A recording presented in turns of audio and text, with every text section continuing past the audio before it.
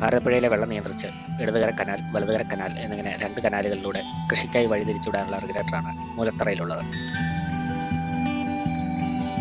തകർച്ചയുടെ കാര്യത്തിൽ കുപ്രസിദ്ധി നേടിയതാണിത്. പണ്ട് ബ്രിട്ടീഷുകാർ തുടങ്ങിയ ഒരു പദ്ധതി പിന്നീട് പറമ്പിക്കുളം ആളിയാർ പ്രോജക്റ്റിന്റെ ഭാഗമായി 1972 പൊളിച്ചു പണിതു. പക്ഷേ അത് 1979 തകർന്നു. 80 വീണ്ടും പണിയുകയും 92 വീണ്ടും പൊളിയുകയും ചെയ്തു. 93 വീണ്ടും പണിയുകയും 2009 വീണ്ടും പൊളിയുകയും ചെയ്തു. 2020 നിർമ്മിച്ച റെഗുലേറ്ററാണ് നാം ഇപ്പോൾ കാണുന്നത്. ക്ലൈമറ്റ് ചേഞ്ചിന്റെ ഭാഗമായി പെട്ടെന്നുണ്ടാകുന്ന അതിശക്തമായ മഴയാണ് തകർച്ചയ്ക്ക് കാരണമെന്ന് കരുതപ്പെടുന്നു.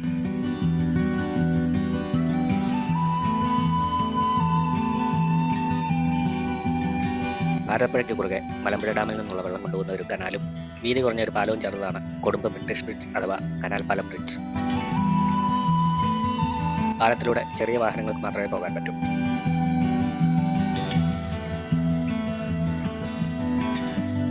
പാലത്തിന്റെ വശം വഴി താഴേക്കിറങ്ങി ഭാരതപ്പുഴ ഒഴുകുന്നത് നോക്കി അല്പനേരം നിന്നു.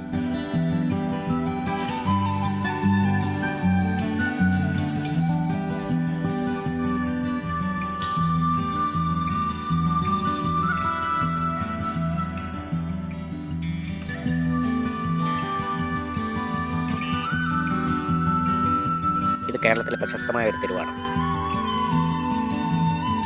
പാലക്കാട് കൽപ്പാത്തി തെരുവ്. ഇതാണ് രഥോത്സവം നടക്കുന്ന വിശ്വനാഥ സ്വാമി ക്ഷേത്രം.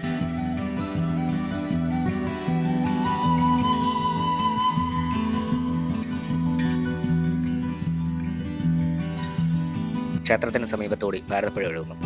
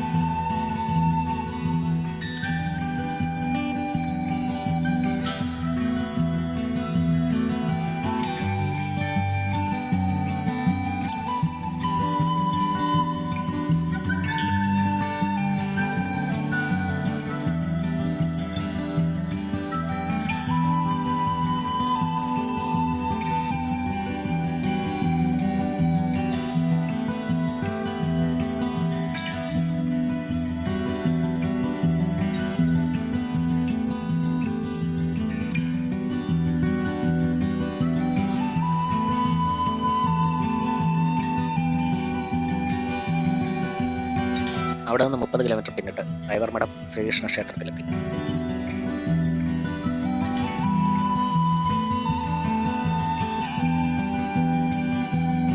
ഇവിടെ ബലിതർപ്പണങ്ങൾക്ക് പേരുകേട്ട കടവാണ് ലക്ഷ്യം.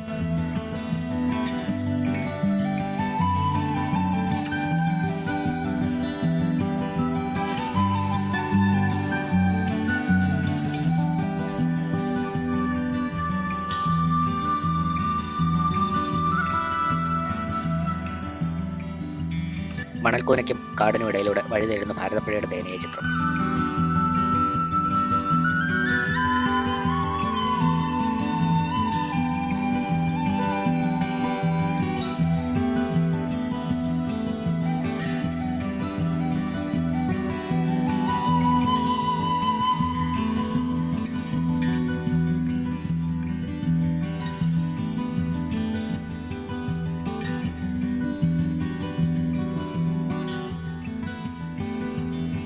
അല്പം മാറി ഐവർമഠ ശ്മശാനത്തിൽ ഒട്ടേറെ ചിതകൾ പുകഞ്ഞെരിഞ്ഞുകൊണ്ടിരുന്നു.